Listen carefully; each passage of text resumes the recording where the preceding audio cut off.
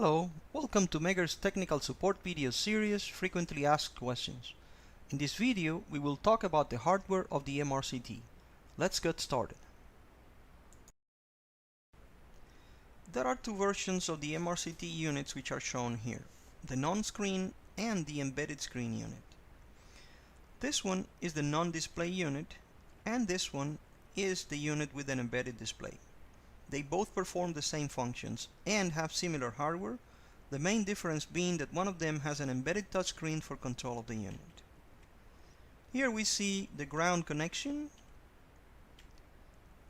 the power connection, and the power switch.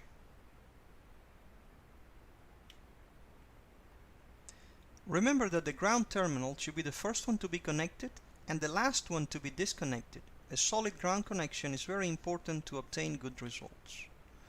After we guarantee a proper ground connection, we can connect our power cord and turn the unit on. Grounding cables are provided with these units. Each unit has an emergency stop button, Ethernet ports for computer control, connections for primary and secondary sides of the CT. The relay option provides the unit with a voltage convertible channel from 0 to 300 volts as a voltage channel and 5 amps continuous to a maximum of 15 amps for 1.5 seconds, and a current output capable of 32 amps continuous and a maximum of 60 amps for 1.5 seconds. Also included with the relay option are an 8 amp 300 volts binary output and a binary input with a rating of 0 to 300 volts AC or DC.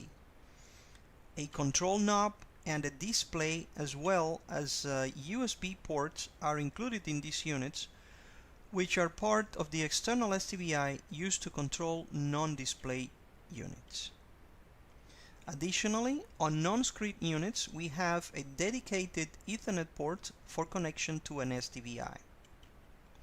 Color-coded secondary connection cables are provided. Each lead terminal is color-coded and marked to indicate where they should be connected on the instrument. The color coding and markings make the connection diagrams very easy to follow, as can be seen here.